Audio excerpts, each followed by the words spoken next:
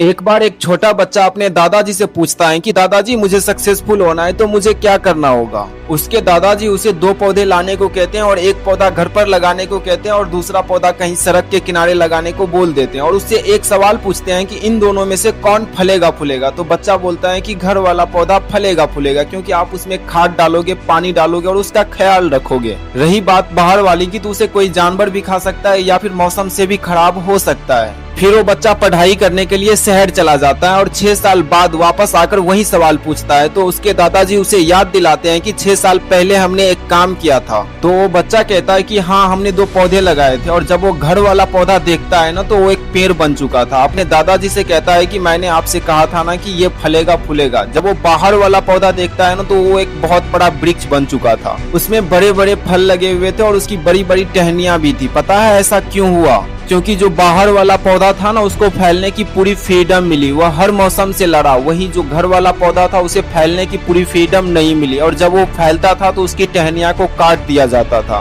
Moral of the story मेरे दोस्त, अगर तुम अपने कंफर्ट जोन में फंसे रहोगे तो कभी भी तुम्हें फैलने की पूरी फ्रीडम नहीं मिलेगी। सपने तो तुम्हारे रहेंगे लेकिन कभी उसे जी नहीं पाओगे। इसलिए मेरे दोस्त, अपने कंफर्ट जोन को ब्रेक करो, क्योंकि पाता वही है जो खोने से नहीं डरता।